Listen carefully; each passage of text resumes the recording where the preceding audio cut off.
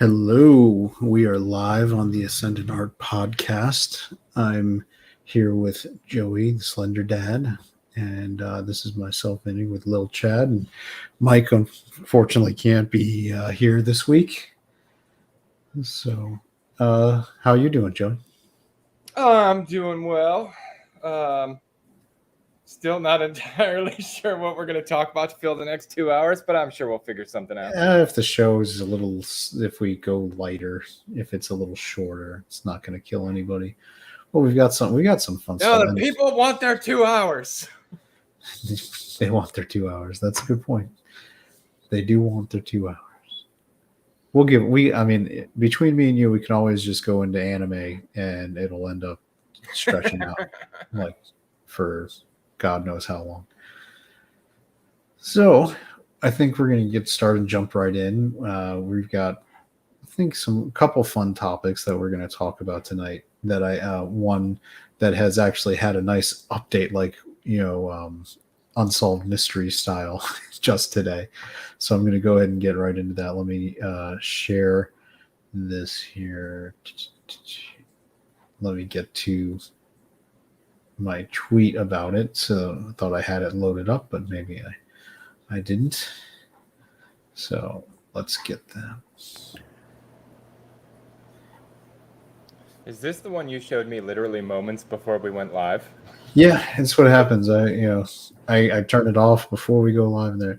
So this was a Hispanic heritage cover that apparently had been approved by DC Comics. And their way of celebrating Hispanic heritage with Green Lantern was having him hold a flag, and not even a Mexican national flag. It just says Viva Mexico, and the flag is all green because he's Green Lantern. And then he's holding a plastic bag of tamales. I mean, which is weird in and of itself because he's in space. And why does it have to be a plastic bag? Like, and he's in space, and like there's two exclamation points on the flag, which I mean, I only took Spanish 1 and 2 in high school way back in the day, and I suck at it. But is there any reason for two exclamation points very specifically? Very Viva Mexico? I don't know. We're extra excited. We're extra excited. And this is crazy. So the way this... And it's fake. It's fake. This is like the moon landing. It's not true. This is staged. Well, that's where the update comes in. So the background story on this is that the artist had originally submitted a cover where Kyle Rayner, Green Lantern, is holding the Mexican flag, and for Hispanic heritage. And there's the art style with some of the other things going on in the picture was reminiscent of another famous Mexican artist, allegedly. And so DC Comics said that was too close, that they didn't want to be accused of plagiarism, so that they were not going to go with that original cover. And then this is what they sent him as the alternate that was going to be published. And honestly, this wasn't even just like a fake thing. I wanted to prove to myself that this was real. And so I went to Midtown Comics, and I'm going to show that because I couldn't believe this was actually a real cover. But here's the thing, right? Like, while you're finding that, like, they were worried it looked too much like another artist. Okay, well, one, if you painted it and it wasn't the other artist who painted it, you can't call that plagiarism. It's not like you just took the other artist's painting and used it. Like, there's this thing called homage, like tipping your hat to other artists is something that lots of artists do, sometimes in their work.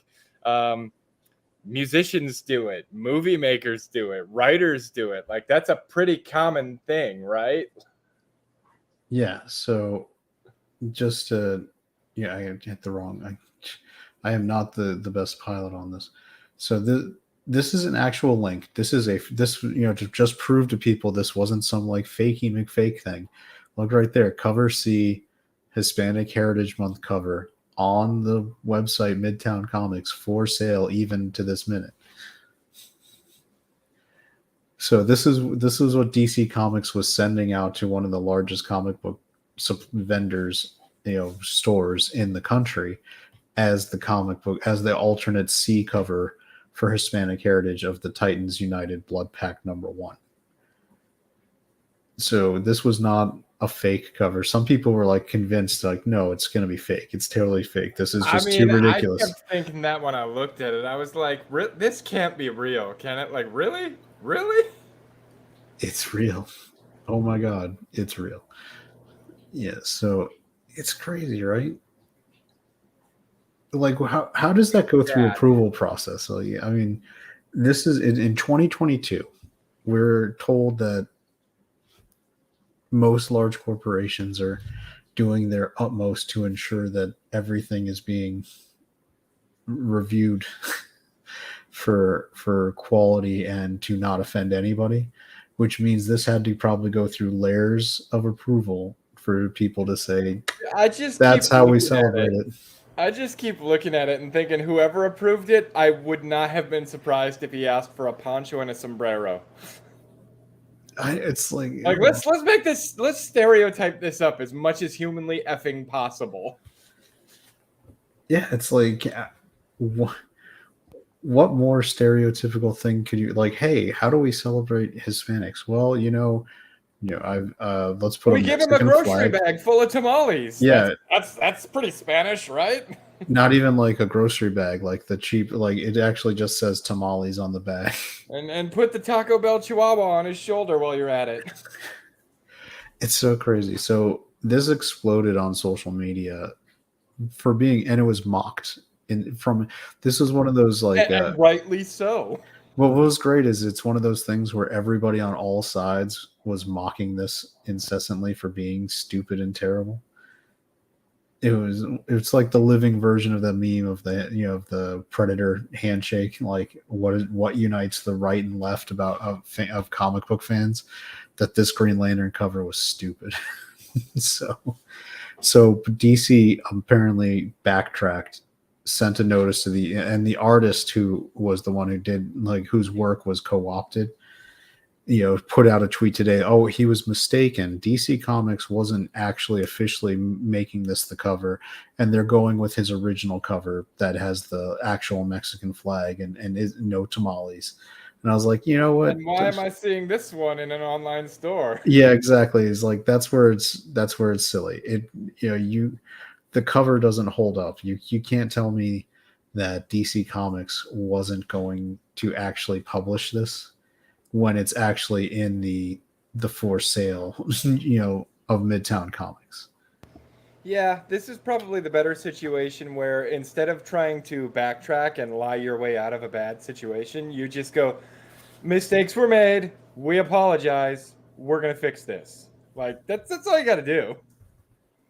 But God forbid any of these, mega corporations with all their dumb bullshit of late ever take responsibility. Ever. Mm-hmm. So I just think it's crazy that they think that'll fly, that people won't be able to see that this is.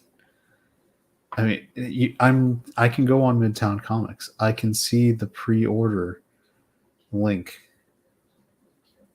to buy this cover, where it specifically says this is the cover. I mean, am I wrong? Like, that's what's crazy to me, that they think they can get away with that. Well, I mean, I don't think it's that they think they can get away with it. I think it's that they're too stupid to realize there was a problem in the first place. And I'm not even going to say stupid, because I'm sure there are very smart people working there. And generally, if you're somebody who's in an approval process or anything else, you have to have a degree of intelligence. It's just they don't give a shit. Like this hit somebody for approval's desk. They took a look at it. They barely paid attention to what they were looking at, and they're like, Yeah, it looks like Green Lantern. Go ahead.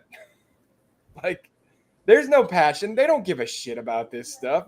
They are there for the paycheck. They're not there for the art. Yeah, it's crazy. I mean, and the artist apparently he was offended by this and took his name. Like if you look when he shared it on Twitter, he pointed out that he had actually Alan Smithy like this cover. He had them take his name off of it so that he wouldn't be signing this artwork because he was so ashamed of what they had done. It's like it's a bold move, Cotton. Good job. Yeah, I applaud him for doing so because that and that's the problem when you get into like the corporate creation of content is like how much control do you have? Like I've seen his version which is absolutely amazing. I liked it. I thought it looked really cool. They didn't like that one and they started making changes. So this comic book art that you've got up on the screen, that wasn't his. That was what he was told to do. But it's not his anymore. It's been mutated so much from the original that I agree. It's not his. They took it away from him. Yeah, I mean, at that point, what I don't like is they're still. You can see they're still putting his name as the variant cover artist. Now it looks like it's all resolved because they're gonna pull that cover, and I'm sure it eventually Midtown will update it to the new correct thumbnail of the artwork for the updated original version of it. And honestly, this wouldn't be nearly as big a deal if they just said, "We're sorry, we fucked up, we're gonna fix it." But instead, they're like, "Oh no, it was a misunderstanding. We were gonna use that cover the whole time." Like, no, you fucked up. You know you fucked up. Just own it. Let everybody know we're sorry we fucked up, and then put it to right. But no, we're gonna fix it, but we're gonna say it's not our fault. Like, that's what fucking 12-year-olds do. Mm-hmm. This is correct.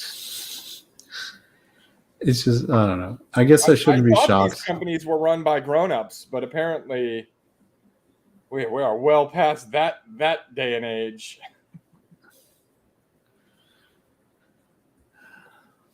I know.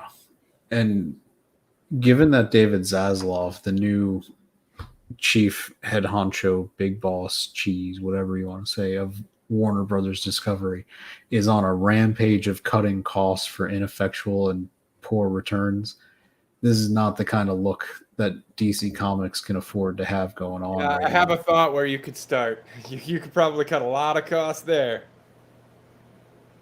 Yeah.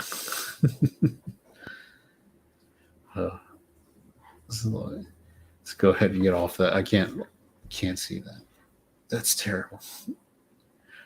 But yeah, so that was real. It was a real thing, and they're gaslighting the world now through the artist, trying to pretend like it was all some. Nope, we weren't actually doing it. Uh, you know, that was a mistake. That wasn't the one that was going to print. Then why did that one go to print? Yeah, why was that one even created in the first place if that wasn't the one that was going to print? I don't know. I feel like clearly the truth of it is that yes, it was the cover that was going to print. It was already sent to um, Midtown Comics as the preview, as the what's going to go on there, and they're pretending now that it wasn't. It's so ridiculous, ridiculous. Yep. Now, I did have something funny that I think we can check out. Let's see. Let me go ahead and share screen.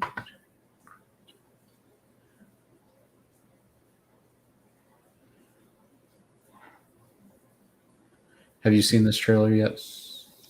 I don't think so. Let's start. Just Weird Al Yankovic story. yes, it is going to be hilarious. All right, you ready? I am prepared. Put it in.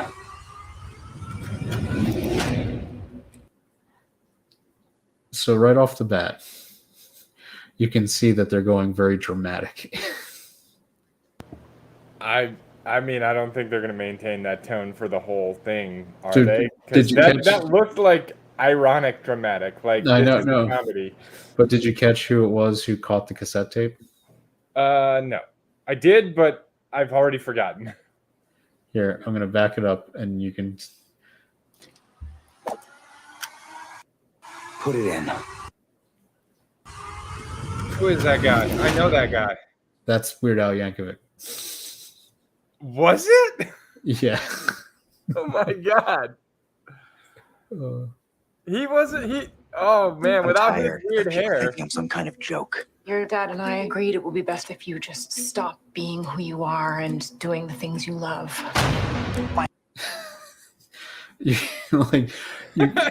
They're clearly just making fun of rock biopics now. Yeah. This is dialed up to the level of absurdity for humor. It's already funny. It's like Walk Hard, but there's been so few parodies of music people and music biopics. I think it'll work. My whole life, all I wanted. I'm afraid we found your son at a polka party. Is to make up new words to a song that already exists. Oh, well, you should do that then.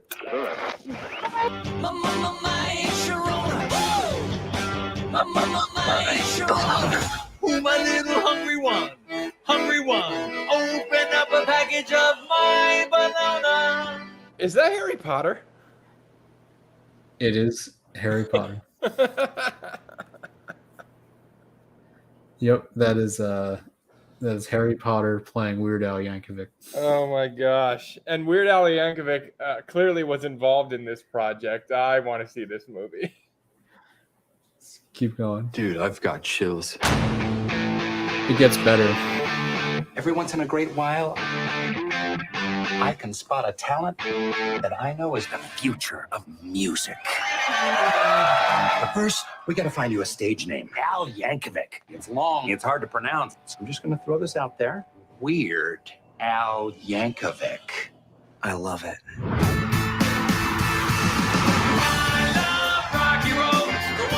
Weird Al has taken the world by storm. So clearly this is being dramatized because, but I'm here for it. I'm really genuinely excited about this movie. It is being dramatized, but it's being dramatized in a comedic way. It's I'm enjoying it. It's got Dwight Schrute in there too, so They got all the right people in the cast. Here you I go. know you. Madonna, I was wondering if you were going to do a parody of my song, Like a Virgin. I'm curious, is that song autobiographical? Yes. Except for the fact that I've had a lot of sex. Name me one creative genius that doesn't have a checkered past involving alcohol That's the medicine. and drugs. I think Madonna's a bad influence on you. What? No offense. Sorry. Just the idea that they're gonna have like Weird Al Yankovic going through like a behind the music like drug and alcohol fueled descent. It's just it makes me laugh so hard. I mean, if he did a great job of hiding it because he's always been relatively wholesome. Yeah, I know this is gonna be great. So let's see. Keep going. Hopefully we haven't been like copyright struck. My parents wrote me off. I suppose Pushed away my band. You're all just a bunch of normals. I'm the weird one.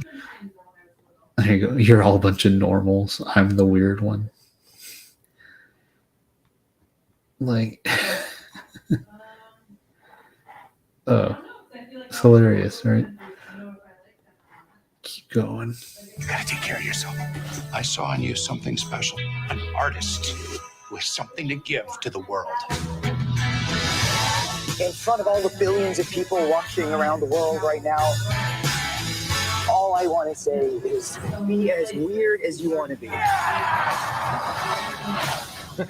You will never find true happiness, so you can truly accept who you are. Thank you.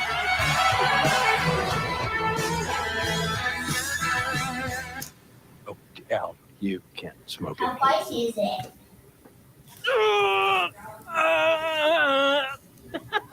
I totally deserve that.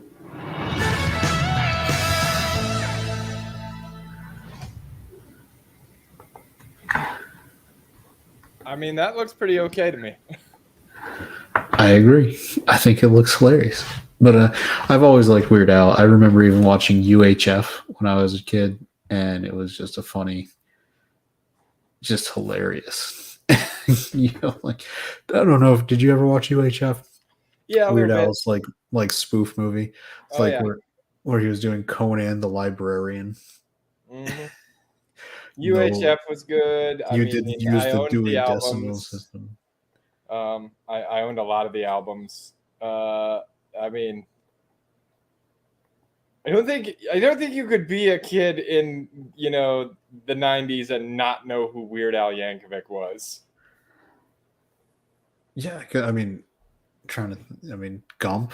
I mean, the 90s was his. I know he started in the 80s, and that's where he got.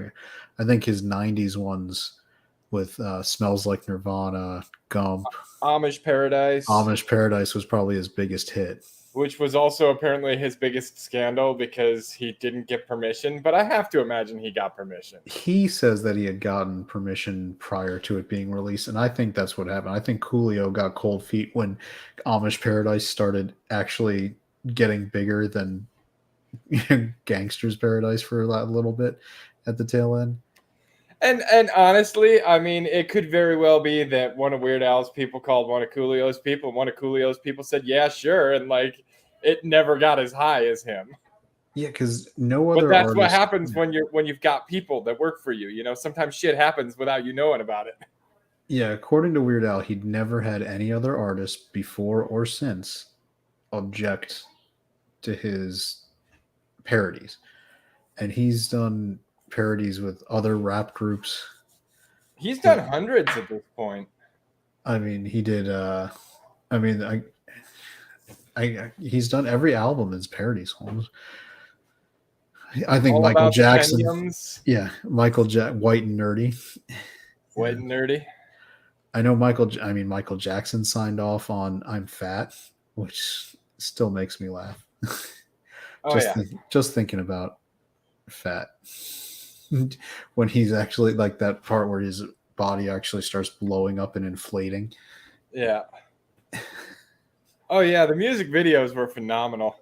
I think that, and I think the Saga song, the first Star Wars, where he did it to American Pie, was probably one of the best. I remember that video came out right around 99 when the movie Phantom Menace came out.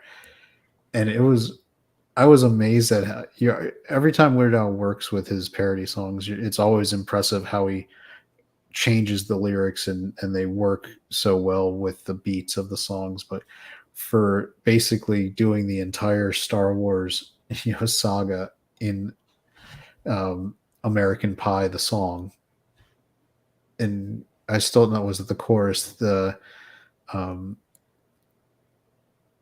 this here Anakin guy might be Vader someday later, but right now he's just a small fry. It's like who comes up with this stuff? It's still funny. And I remember because Phantom Menace, it came out, people forget that it was actually pretty well received when it first came out, but started aging poorly because the internet was in its infancy of being able to get people to reconsider their opinions of movies over time. And so within a few months, the Phantom Menace started getting it became the hip thing to kind of make fun of it and be not happy with it. NVIDIA in there with, the saga begins. It was a great, hilarious Weird Al song. And thanks for coming on, being in the chat. So yeah, and but that song hit at the right time for being a nice parody of the Phantom Menace to get people to actually, start having humor in it. It was good stuff. Oh yeah. Which, speaking of things that I think people are going to have a good opinion of that will kind of get worse later, we're going to, I think, go to another topic here, which is, did you know that Netflix actually effectively puts out ratings, which is interesting. They make this public, which is by watch time. So this is the week of August 22nd through August 28th. This is the TV series globally. And Echoes had 68 million hours viewed, followed by Watchmen has already moved down to second place with 53 million. And that sounds like a lot. Well, that says the Sandman. Yeah, the Sandman. And the Sandman is not going to get a second season. I'm going to go on record right now and say it's not getting a second season. A lot of people are going to be like, it's got a very, very cult following that is very committed to seeing this show get more episodes, and it's just too expensive and it's not generating enough watch time. Because you can see, if you look, number 4, Stranger Things season 4 is still in the top 5. And it's been out 14 weeks. This is the unfortunate fact of the matter for Netflix. For every one decent show they put out about, I don't know, 600 piles of crap. Well, that's why you can see Never Have I Ever season 3 is. I don't even know what that is. It's Mindy Kaling. She produces it. It's a American dramedy series. It's for tweens. So. Oh, great. Yeah, I'd say the only things on Netflix that I care about right now are Stranger Things, and only barely, because there have been good seasons and bad seasons, and it's kind of a crapshoot. I'd like to watch Arcane, but I haven't gotten around to that yet. And I mean, they didn't even create it; they scooped it up. But Cobra Kai is still pretty awesome. Yeah, Cobra Kai's great, and that comes. But they didn't make Cobra Kai; they just bought it. True. Cobra Kai was a YouTube Red. Does anybody even remember YouTube Red when it first started? It was going to be YouTube's original programming block. And well, now they're all just considered YouTube originals, and it's YouTube Premium. Well, that's what it kind of. But they stopped making. I think they don't make their own shows anymore. I can't remember the last. I think they series. work with some of the biggest creators to make content for the platform, but I don't think they're like making shows in earnest in the way they were a couple years back. So this is why I'm going to show why I don't think Sandman is rating. Because this is... I still have my YouTube Red subscription grandfathered in. I wonder if maybe NVIDIA can comment in chat. Is it cheaper than YouTube Premium? I would imagine it was, because YouTube Red was started first, so I think the rate might be lower. But the only YouTube Premium, the only, to me, it wasn't originals that is the selling point for me. It's just no commercials on YouTube. Like when I'm not logged in and I have to deal with commercials, it just annoys me so much on YouTube. I can't deal with it because there's so many commercials when it was like $5. That's not bad for being able to take, same. So NVIDIA knows what I'm talking about. Like when I'm on like a computer I'm not logged in on and I go to YouTube to watch something and I see the sheer volume of ads on anything I'm trying to watch, and it irritates me. I pull out my phone just so I'll watch it on the smaller screen just so I don't have the ads. And obviously background play, which is really good if you're in a car and you're streaming. I stream my YouTube to my car audio, and you can background play it, so you turn the screen off and you can still have the YouTube audio playing. Well, and here's the thing, and I am by no means a big proponent of YouTube. I wish there were other platforms out there, but if you're paying for any of the music streaming services, just ditch it and get YouTube, because you get commercial free viewing, you get all the the extra crap, and then on top of that, they have a music service, and it's just as good as Pandora or freaking what are those other ones? And so, yeah, I've always just justified my YouTube subscription as, well, I got rid of Pandora, so I don't have to worry about that anymore. I don't have Spotify. I don't have any of those. But YouTube Music is the same dang thing, and it works in my car. And when you do the premium subscription, you can download the music so that you can actually not have to, if your signal isn't the best. I mean, I put in the comments, we're turning into a YouTube premium shill stream, but if you spend a lot of time on YouTube, the experience is immensely better. It's not even borderline. It's once you've gone and experienced YouTube with the premium feature set, you just don't want to deal. And I don't know if YouTube does that on purpose to make people feel like that. I mean, I've avoided canceling my YouTube premium subscription. I also know because creators who are monetized get funds, like even if they don't have commercials, when YouTube premium members watch, they're supposed to get a prorated share of the monetization from our premium subscriptions. So I do feel like I'm also helping out the creators that I enjoy when I can't always super chat, just by maintaining that, which a lot of people don't know about. The commercials. Even if the other creators got nothing, I hate the commercials that much. And it's like, commercials aren't as entertaining as they used to be anymore either.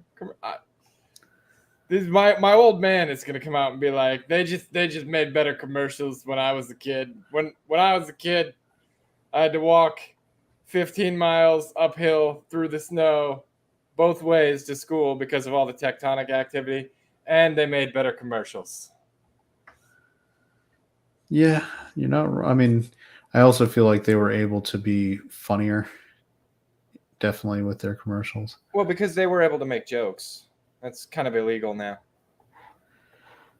Yeah.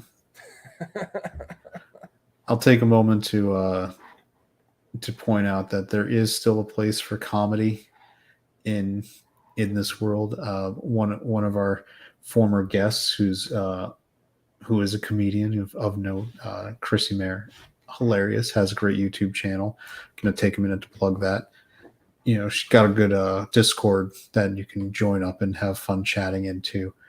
But comedy is, we've had her on as a comedian, and one of the things we discussed was the fact that comedy is under, it's a kind of a thing that they say on YouTube a lot, right? Like, my show's under attack, but comedy is under attack. They're going after comedians left and right. So having comedians who are bold and it's not even being edgy, like political, it's just being funny and making fun of, whatever is considered normal is a traditional comedic way of doing things. So doing that now puts a target on your back. So shout out to Chrissy Mayer and the other comedians who are really still fighting the good fight to entertain us entertainingly. But going back to like what we're looking at, you can see these most popular shows, like you can look at these are over the first 28 days of them being on Netflix. So that's roughly what, 1, 2, 3, 4 weeks. And Watchmen isn't sniffing this right now. I mean, not Watchmen, Sandman. That's the second time you've done that. Well, that's because there's common threads with those things. But here's the thing, right? Like, I never heard of Bridgerton. Stranger Things seasons 4 and 3 are still holding top spots. Lucifer, which I mean, the first season was kind of compelling. The second season was okay, and then it just got weird.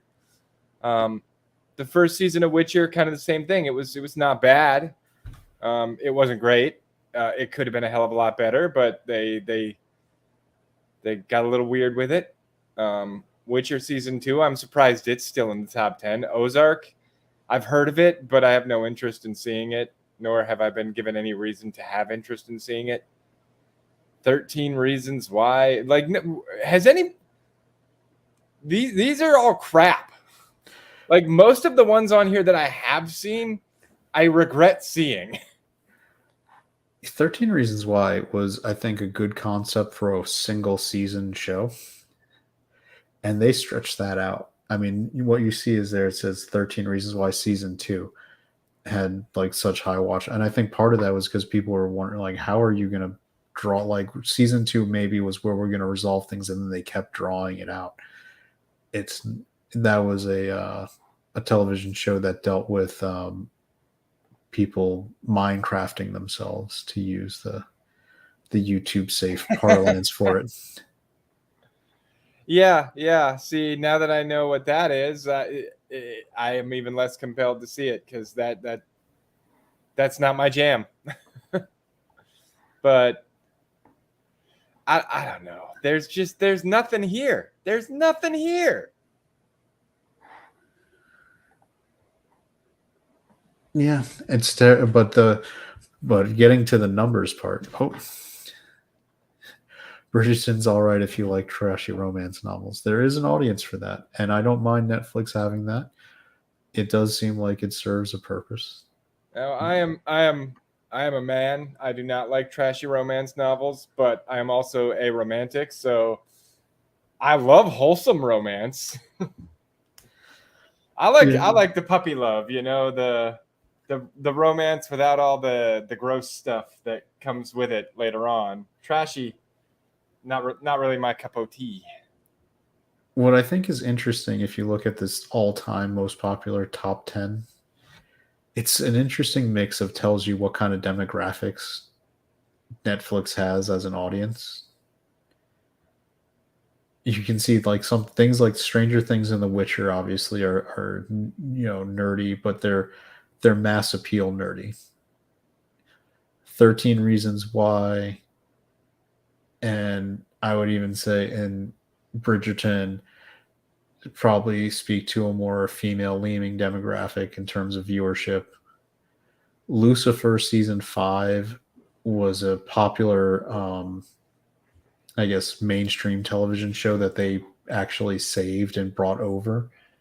So I think there was an audience from that was, because I think they took about a year and a half, almost 18 months, to actually like I get said, that. I watched the first couple of seasons and they were pretty compelling. Like, but then it just maybe when Netflix acquired it is when it went to shit. But it went to shit.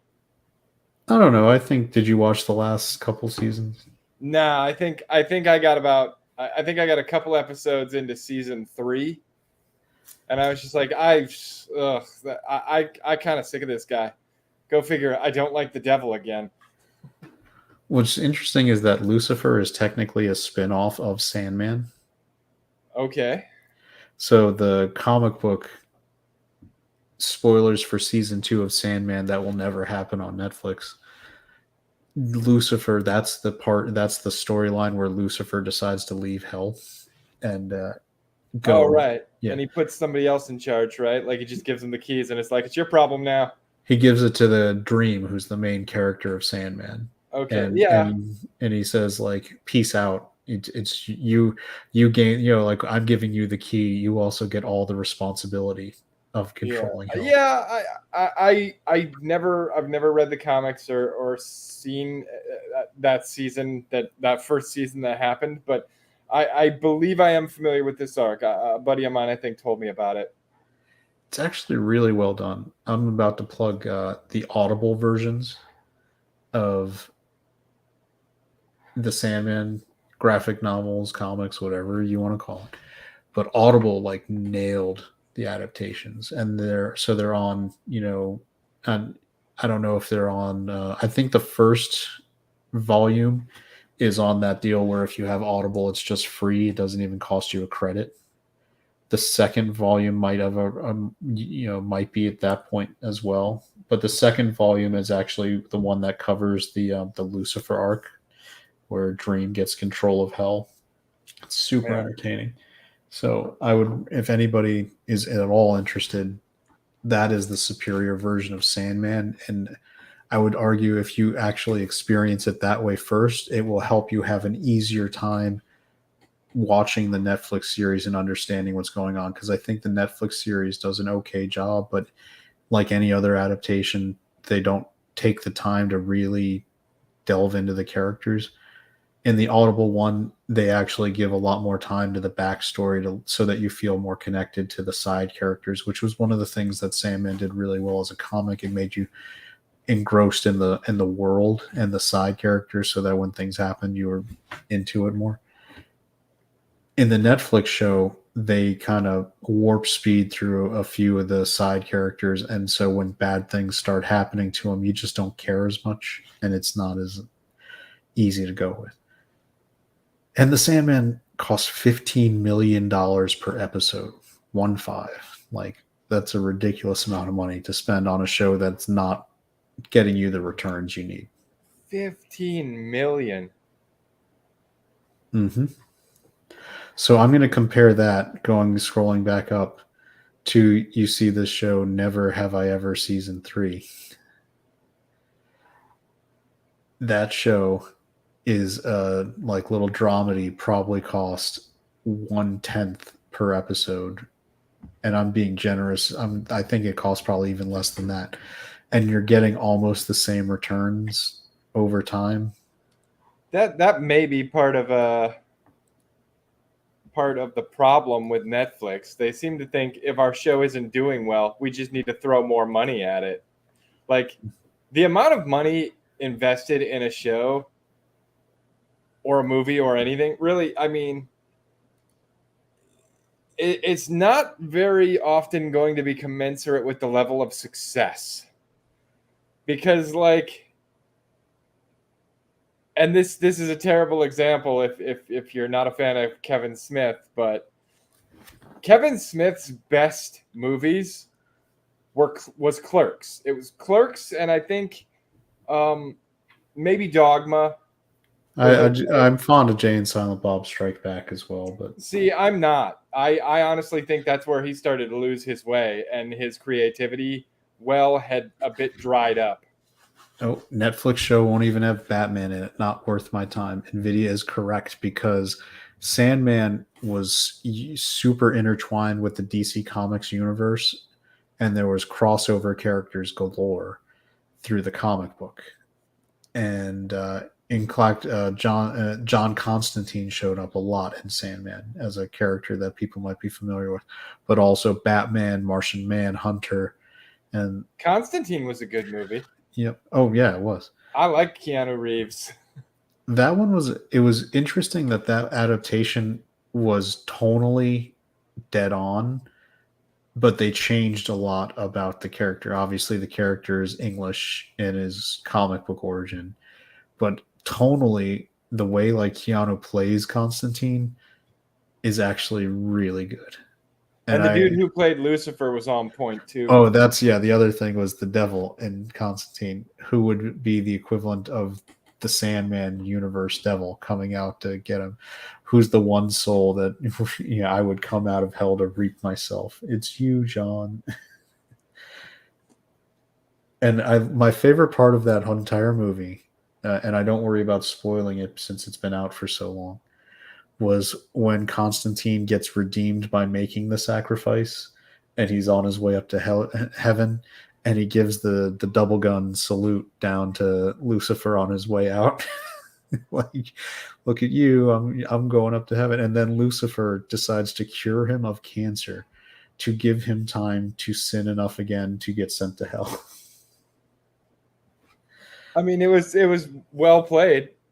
I thought it was pretty solid ending. Like, I really enjoyed that particular rendition of Constantine. They made a show too, right? Yeah, they did. I never did get to see that. I heard it was not bad though. It was on NBC, and then they brought the same actor in to play Constantine on the CW DC shows, and it kind of went south when they did that. Oh, okay. Much like all the DC on CW, it started strong and just he ended up on Legends of Tomorrow, which was a really interesting choice to have John Constantine on that team, which was kind of a science and technology based superhero squad. Yeah, I thought the first couple of seasons of Arrow were okay, and then that just got weird. Oh, the Especially first when they started trying to do all the crossovers with the Flash, and it's like I don't really like the Flash. Yeah, the first season of Arrow was great, but the second season with Deathstroke was amazing, and then it just was all downhill from there. I thought it was okay when they brought in Raj Al Ghul, but that was kind of the end of it. Like, you should have closed it out at that point. Yeah, I mean, they went on years beyond where I think Flash is in that same situation. The one thing Trying is to squeeze blood from the stone at this point. well, what they keep doing is like the villains in the CW shows are always the evil versions of the hero. So Flash has fought umpteen times an evil speedster in his TV show, and it just gets boring and redundant. You can't keep doing that. Even Arrow knew. Yeah, how many times is the same guy going to show up and then the hero go, oh, he's better than me at the thing that I'm good at. Oh, I got to get better. Oh, now I'm better than him. And then a new one shows up. Oh, this guy's better than me at the thing I'm good at. So Arrow was good about that. In the first season, they did have him facing the Dark Archer, negative version of himself. Yeah. But in the second season, they brought in Deathstroke, who was an epic calculating mercenary killing. It was awesome. That was where, and he was facing someone who was a different skill set than him, who had different stuff. But Arrow started like straining credulity, I guess is the way of saying it. They started stretching the premise really thin, and plus everybody and their mother started knowing who Oliver Queen was as the Green Arrow. It just didn't. It was. Yeah, I also didn't like his. I didn't like the fact that they gave him a dance club as his hideout instead of a florist shop. I always thought Sherwood Florist was hilarious. And the Arrow Cave, because like NVIDIA pointed out, it all goes back to Batman. Like Oliver Queen always had Batman envy, so he had an Arrow car, an Arrow Cave.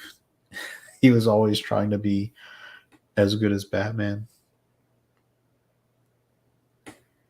Oh, but so Sandman has been out now. If you're looking at these, let's see, 4 weeks. So let's do some math. We've got the first week it did 69.4 million. Second week it picks up a little more, 127.5. Third week it's dropping though. Plus 77.2 plus, and now we've got our full week 4 numbers with 50. So it effectively had 327 million viewing hours over its 4 weeks, which you see is not even close to cracking the top 10. When Netflix is committing $15 million an episode with 11 to 12 episode seasons, this season had 11 episodes. You're talking $165 million investment to not even do as well as 13 Reasons Why season 2. Or Lucifer, which I guarantee you Lucifer didn't cost $15 million an episode and got you, look at that, 569 million viewing hours, which is almost 200 million look more. At the boys from Top Gear back in the day, Clarkson, Hammond, and May, when they came over to Amazon to do the Grand Tour, which if you know anything about that, it's a car show. Yep. They have a lot of really expensive vehicles, right? The first episode of that only cost 2.5 million pounds or $3.2 million. And those guys are going to put butts in seats. Like, yeah, which is what David Zaslav is. I mentioned him earlier. He's the new head of Warner Brothers. Warner Brothers actually makes Sandman because it's a DC property. So it's a Warner Brothers TV show that is being licensed by Netflix to air on Netflix. That's another thing. Netflix doesn't even own this property. So any monetization of the Sandman goes to Warner Brothers and DC. So Stranger Things is owned by Netflix. It's a Netflix original. When I say Netflix original, it's not just one they produced, it's one they own. So when they make toys of Stranger Things, when they make Blu-rays and DVDs that people buy to have the sets, all that money goes back to Netflix. The Sandman is much closer to what they had with Daredevil when it was a Marvel property that they were making the original show for. But after a few years, if Marvel pulls the license, Marvel owns those shows. That's why Daredevil's on Disney Plus now. You can see Daredevil, Luke Cage, all of those are on Disney Plus, even though they were financed and made by Netflix. I mean, I'd have to have Disney Plus to give a shit because I don't. Yeah, but what I'm getting at is if you're Netflix, when you own like The Witcher, they own that TV adaptation of The Witcher. That's a top to bottom Netflix production. Right. All of these shows that are on their top 10 list are all top to bottom Netflix productions. And people might argue, what about Lucifer? Lucifer by season 5 was owned straight out by Netflix. Like they brought it back. It was a Netflix property. I think maybe another studio might have been involved in making it. So that might be a little bit of semantics, but everything else out of that top 10, Witcher, Ozark, 13 Reasons Why, Inventing Anna, Stranger Things, Bridgerton, those are all Netflix shows. If you're Netflix and you're looking at paying $15 million an episode to continue making a property that Warner Brothers is going to monetize once they feel like pulling it, once the story's done, which is what Disney did with Marvel, you're not going to keep doing that. It's just a business thing, and people forget that it's a business. Everybody gets so caught up in, well, it's a show that I really like. Well, it's also a business, and Netflix needs to have butts and seats to justify spending that money. Yeah. I don't think it's getting another season either. Have I convinced you with my solid business breakdown of why it's not getting another season? I mean, you've made a compelling business case for not giving it a second season. But then again, maybe for that very reason, it will get a second season because it seems like a lot of these people can't business. I will say that one reason that it could get a second season is it checks off every box imaginable to make people happy current year. And that's not a problem because the Sandman comics, it was all already included. Like, this isn't new. It wasn't being added. There was some casting choices where they, made some different casting choices than maybe was designed in the comic. But that's relative. They kept the characters, I think, generally similar to what they were going to be. They didn't change their core versions to suit current year. They just changed the casting, which at this point is kind of par for the course. So it doesn't even faze me now. Just throwing a Batman cameo, get renewed. You know what? DC might do that. Warner Brothers, because they want to keep money flowing in, we'll have to send that to Zaslav. Hey, if you let them use Batman as a cameo in the Sandman, Netflix will pay you another $15 million an episode and do another season. I think they might do it. Maybe that'll be a package because I heard Netflix is one of the chief bidding companies for the Caped Crusader, the new Batman cartoon by Bruce Timm, the one who did Batman the Animated Series. It was supposed to be an HBO Max original, but they are going ahead and letting it fly to whoever wants to buy it and put it on their own streaming service. They'll make it, but you're going to just pay them to put it on there, just like any other kind of studio used to make shows for other providers. So maybe that's a good point. Maybe we will get that Batman cameo just for renewal. Zaslav will be like, hey, if you buy Cape Crusader at this fee, I'll let you use the DC characters in the Sandman Netflix show. He'll probably do it. He'll probably just pay me a little bit of money. And we'll even get Affleck to do it. We'll throw him in. He's got to keep J-Lo happy. He needs to get paid.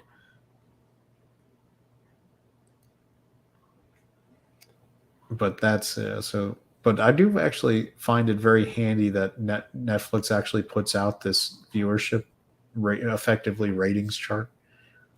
Because unlike the other streaming services where you have no idea what the actual top 10, and when they say these are the top 10 shows this week, you have no idea what that actually means. This gives you some, I like numbers. I like being able to compare it. And they do it for movies too. Like you can do films and you can see that right there. We've got the top 10 movies this week. Let's see. Let's take a look at this. See if I recognize anything on here. Me Time? No. Look Both Ways? No. Next 365 Days? No. Day Shift? No. Purple Hearts? I don't think so. The Mummy? I recognize The Mummy, but I have to imagine that's something else. No, it's The Mummy. It's The Mummy? Okay. Yeah. Running with the Devil? The Wild World of John McAfee. McAfee, like McAfee antivirus, he was the one. Yeah. They made a movie about McAfee? It's like, yeah, it's like a crazy documentary kind of movie, and it's going over doing like NVIDIA points out Day Shift was a I recognize The Mummy and The Great Wall on here. Yeah, so Day Shift was a Netflix original with Jamie Foxx where he's playing a vampire hunter. It's kind of action comedy. I've heard it was okay, which is what NVIDIA is saying here, that it was all right, not a standout either way. What someone told me was that the best part about the Day Shift was the references to other vampire movies like Lost Boys and John Carpenter's Vampires and a lot of other ones where if you're paying attention, they were making fun callbacks to those ones where people were hunting vampires in cinema past. So I might watch it just for that because I do love Lost Boys. I think Lost Boys is a great underrated 80s classic. Right. You've seen Lost Boys clearly, right? Come on. Yeah, a long time ago. I mean, I remember the gist, but Abraham Lincoln Vampire Hunter. If they reference that one, that's even better. Here's the thing. Abraham Lincoln Vampire Hunter. It was entertaining. The book was absolutely amazing. The movie, it was all right, but it wasn't great. And that's how I feel about Pride, Prejudice, and Zombies. I thought Pride, Prejudice, you really and liked Zombies the book, but not the movie. Was a fantastic book because it retained like 80% of the original Jane Austen text. So you could, if you read that, you could probably, not with a great grade, but you could probably pass a test on Pride and Prejudice. Here's the thing. If you thought Abraham Lincoln Vampire Hunter was a fun movie, and whether you thought it was good or not, if you enjoyed that movie, you will love the book. There was a time, so that was like in the early aughts when it was really hot to do those mashups. I know there was Pride, Prejudice, and Zombies was the first one. Then they also did Sense, Sensibility, and Sea Monsters. Abraham Lincoln Vampire Hunter. I'm sure there was others, but those are the ones that I knew of that actually cracked like the pop culture sales charts. Right. I looked at Abraham Lincoln Vampire Hunter like 5 or 6 times in a Borders bookstores as I was going in and out of them over that year. And I was like, I should get this. And I just never did. And then when the movie came out, it was okay. But it was like, I don't think I want to read that book now because the movie was okay, but I wouldn't want to commit time to reading that book. But knowing that's the thing. The movie was okay, but the book was phenomenal. And the way that the route the movie went is nothing like the route the book went. The book resolved things in a much better fashion.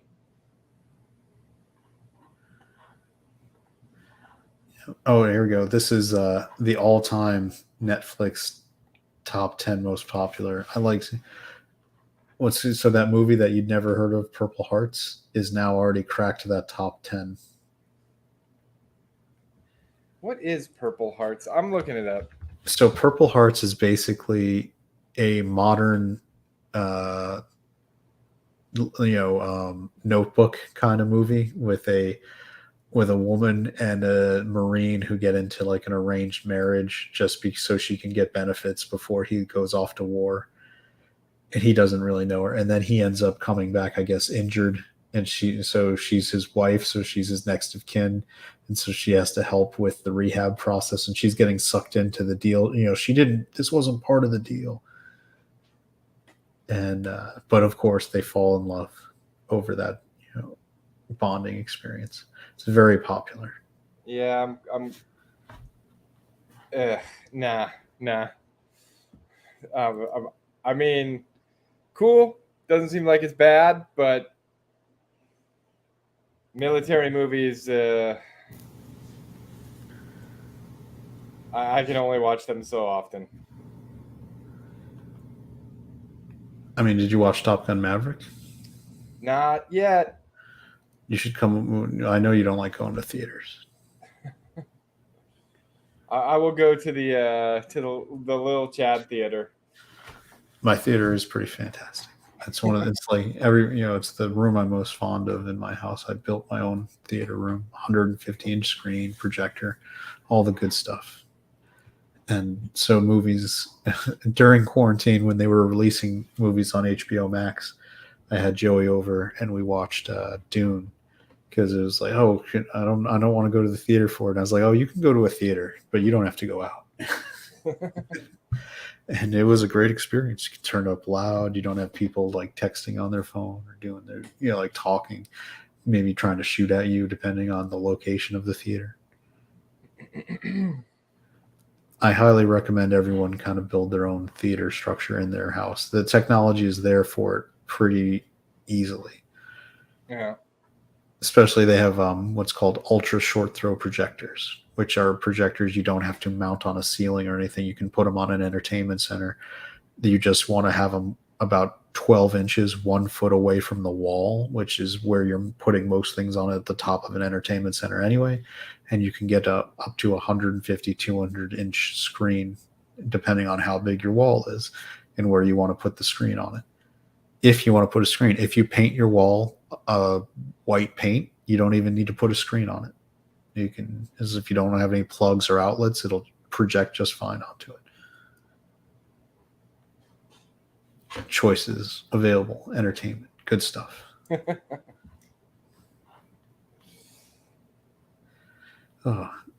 So yeah, I do like the fact that, just going back to it, Netflix actually puts out their numbers, and none of the other streaming services do that.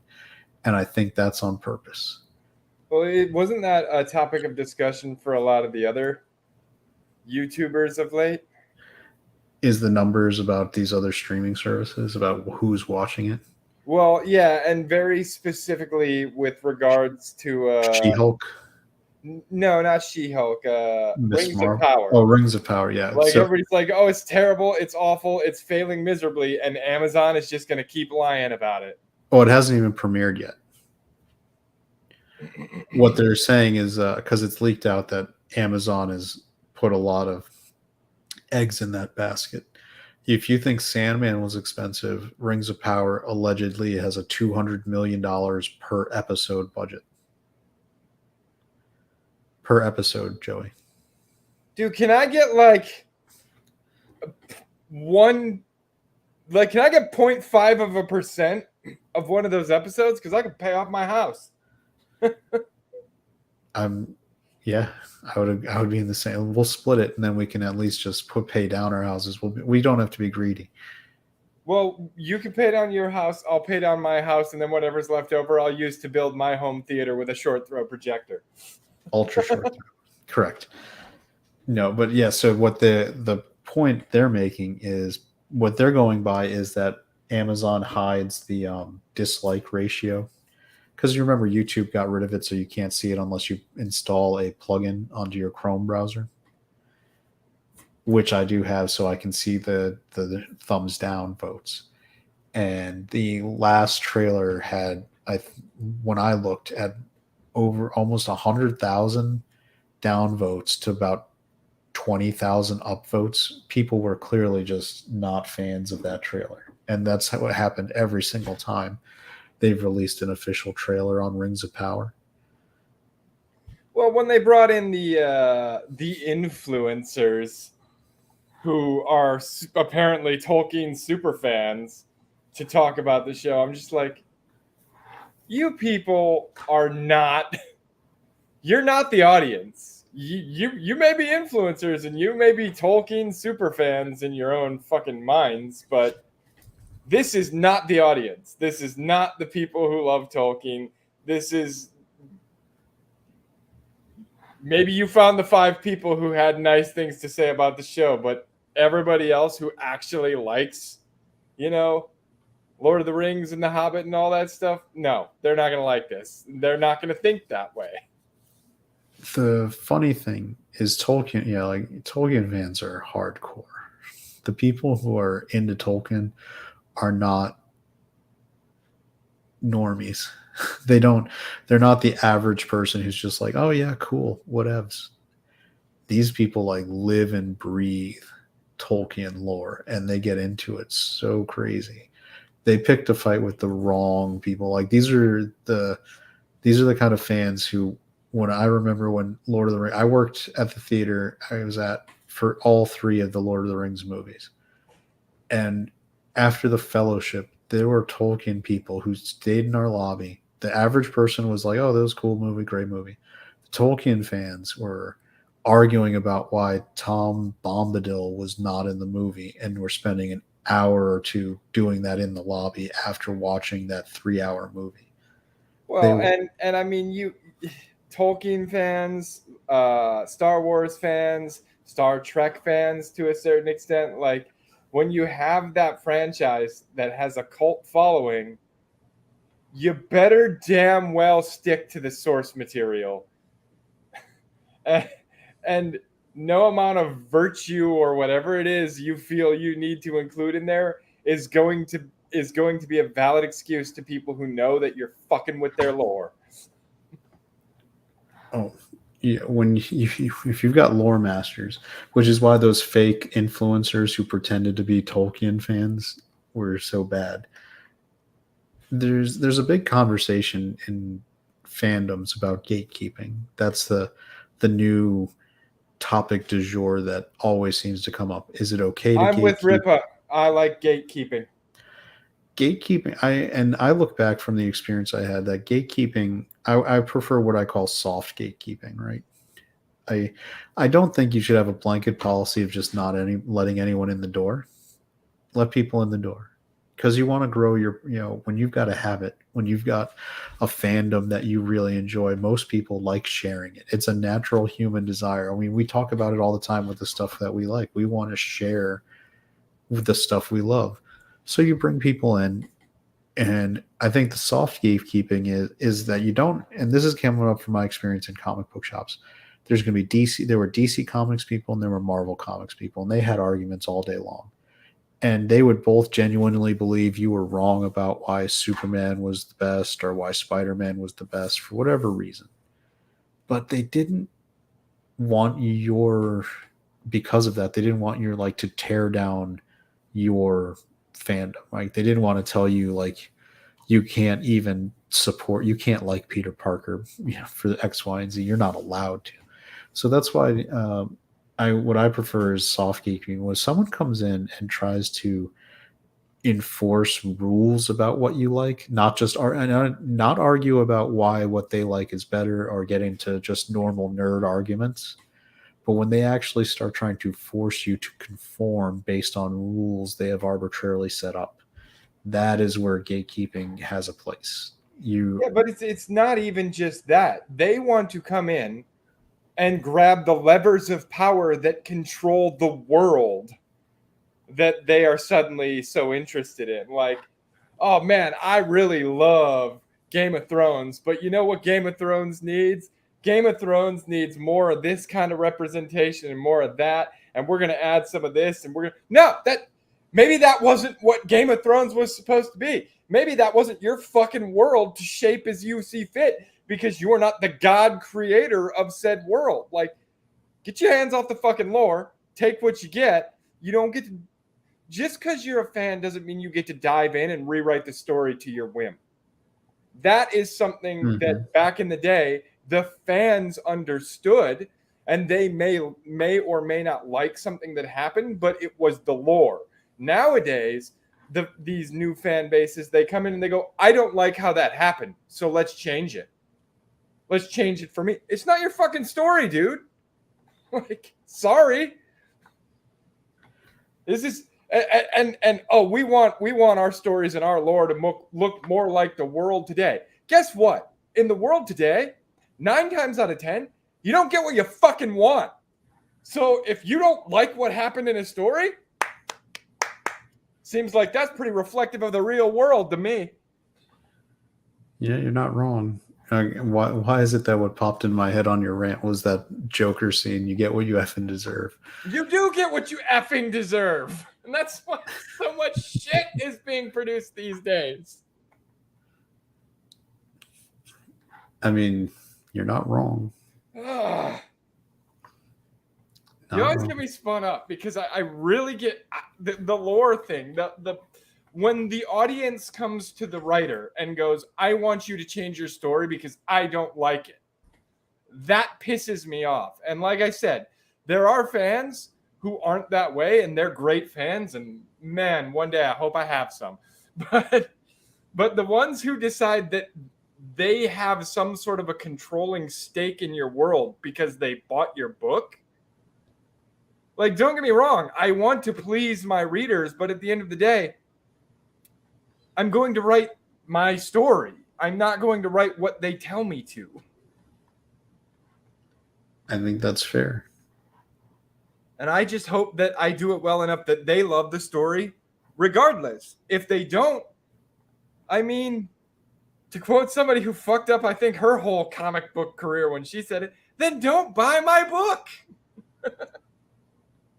No, please buy my book and read it. And if you don't like it, tell me what you didn't like, but don't expect me to change it to what you would have liked. Yeah, or you can support Lil Chad on Subscribestar at any time. No, I'm kidding. But not kidding. If you want to subscribe, go to Subscribestar and support. I'm not going to have a problem with it at all. And you can also, I think, support Joey over there. Don't support me. I've been very inactive of late because I had a whole lot of life happening.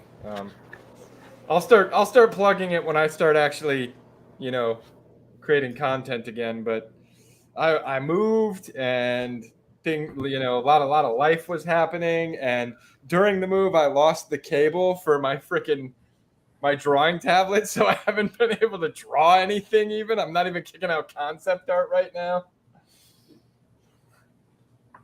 Yep. So no, don't support me. Support me when I can actually do things that would be deserving of support. Fair enough. Nothing wrong with that. See, we're terrible grifters. We need to get better at that. A real grifter would just be like, send the money. That's fine. I'm not here to grift, though. I'm here to talk about things and, occasionally go on blind rants full of rage and vitriol because I don't like some of the behaviors that I am seeing in the entertainment industry. Joey's here to chew bubblegum and go on blind rants about the entertainment industry, and I'm all out of bubblegum. Yeah. I'm not big on bubblegum anyway, so. Still my favorite. That was from They Live, right? Or... I thought that was from Duke Nukem. No, that was from They Live with Roddy Piper. Wait, okay. That may have been a little before my time. I don't know. I've heard of They Live. I don't think I ever saw it. I'm familiar with the kick ass and chew bubblegum thing though. All right, here we go. We're gonna verify with the power of the internet. You ready? Yes. Make sure you can hear it. I think I hear it. Yeah, I can hear it. So, as premised in They Live, the special sunglasses. Yeah, they show him the bad people. Yeah, because the bad people are camouflaged otherwise in normal light. So these allow your brain to see. You can see the subliminal messages that they've been using to indoctrinate the population. That's why They Live has been talked about a lot in the last few years. Yeah. Yeah. So do not question authority. Watch TV. Ad-libbed by Roddy. I have come here to chew bubblegum and kick ass. And I'm all out of bubblegum. Yeah. Yeah, I even looked up the origins, and it says ad-libbed by Roddy the Rod Piper in They Live 1988. Duke Nukem subsequently put a version of the line in their game as the Duke Nukem character was loosely based on Nada from this film. Yep, Roddy Piper. Yeah, I'm actually just what they wrote, which was Roddy the Rod Piper. So did they really wrote Roddy the Rod Piper? According to this little clip, yeah. Roddy Piper, yeah. Crazy. So yeah, we should watch that one too. Yeah, because it's got one of the best street brawls that was ever put to film, with him and Keith David just fighting in the back alley. That's the one South Park. If you ever watched the Cripple Fight episode of South Park, where Jimmy and Timmy got into their fight. Yeah. Cripple Fight. Yeah, so that was shot for shot from They Live. Let me see. I mean, that was an amazing episode of South Park, if I'm honest.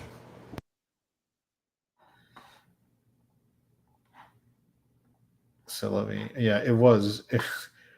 I love that he was jealous of the new. All right. So this. Timmy, when I tell you to do something, you do it. Come on. Timmy, don't make me kick your ass. Come on. Put on your hat. Come on. Put it on. Dude, this looks like it could get ugly. Not this year. Oh, wow.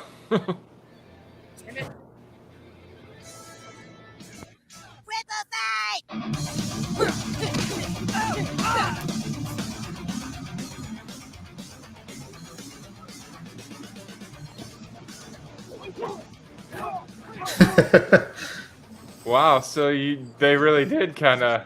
Yeah. Don't want to fight.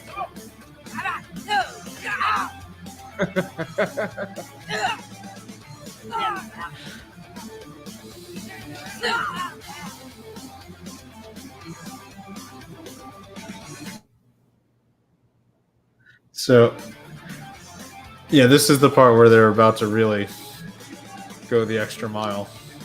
Man, here it comes. I told you. I don't want to be in.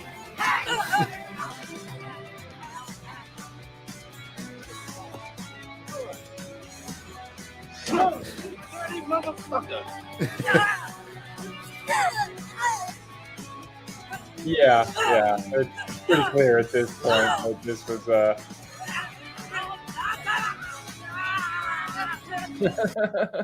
Let me see. The part that really sells it is right here.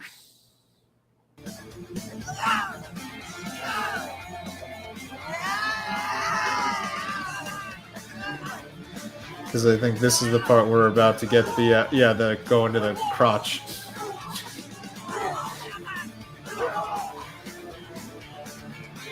Yeah, there's no doubt.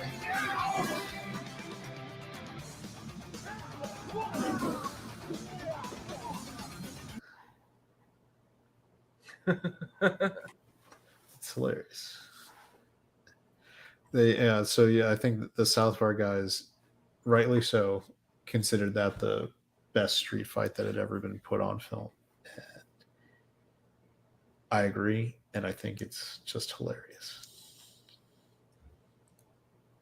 Pretty good. So we've had some fun, covered a lot of territory. I think we're